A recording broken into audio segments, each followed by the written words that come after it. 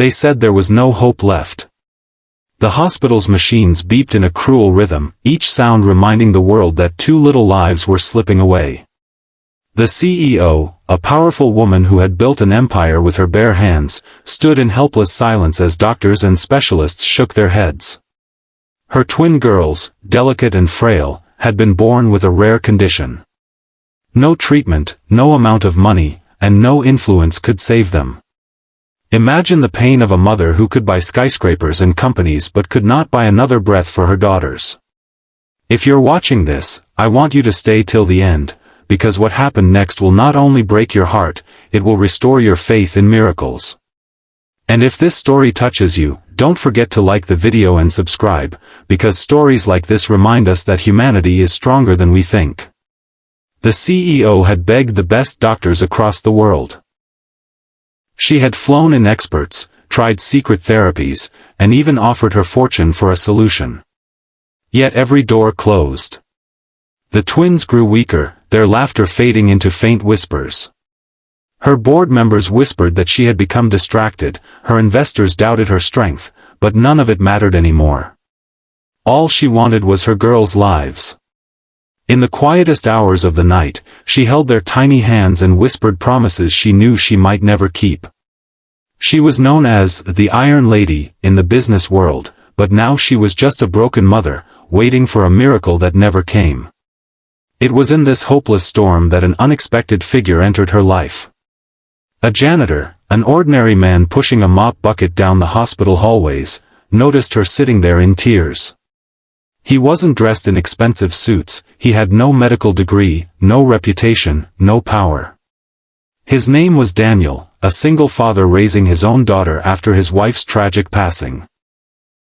He knew pain, he knew loss, and he knew what it meant to pray for a life that doctors had already given up on. When he saw the CEO's shattered face, something in him stirred. He couldn't walk past her. At first, she snapped at him. "What would you know about this? You're just a janitor." Her words were sharp, but they came from despair, not cruelty. Daniel didn't leave. Instead, he sat down quietly across from her and said, "I know what it's like to watch someone you love slip away. And I know sometimes science isn't the only answer." His calm, steady voice startled her. For the first time in weeks, she actually looked into another person's eyes, and she saw something unshakable. Faith. Hope. A light she had lost. Daniel told her about his little girl. How when she was born, doctors said she wouldn't survive more than a few days. But one night, holding her tiny body against his chest, he prayed with all the love and desperation of a father. He called it his sacred gift. Not magic, not power, just a deep love that somehow reached beyond what medicine could explain. His daughter lived. She grew stronger every day. Sometimes, he said softly, a soul needs love stronger than pain to choose to stay. The CEO listened, torn between disbelief and longing. She had money, science, and influence, but she had never believed in anything beyond that. Still, when she returned to her daughter's room and saw their weak, fragile faces, something in her heart cracked open. What if this man was right? What if love, the one thing she had buried under ambition and walls of steel, was the only thing they needed?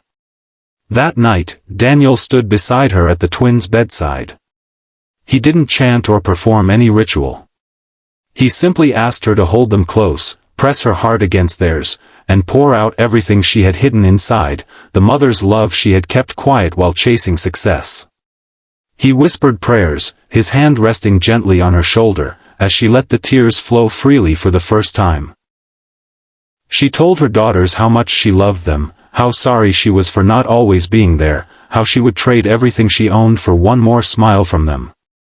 Her cries filled the room, raw and unfiltered, and Daniel whispered, "Don't hold back. Give them every part of your soul." The hours passed. Nurses peeked in, confused, some shaking their heads, others quietly wiping tears. And then, it happened. The twins' breathing steadied. Their color returned, faint at first, then stronger. Monitors showed improvement the doctors couldn't explain. It was as if something unseen had breathed life back into them. By morning, the specialists were stunned. "Impossible," they murmured. "This shouldn't happen." But it did. The twins had been touched not by medicine, not by wealth, but by a love that refused to let them go. The CEO broke down, hugging Daniel with gratitude that words could never capture.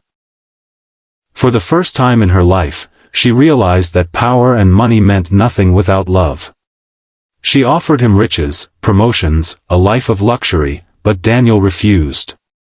"All I want," he said, "is for you to remember this.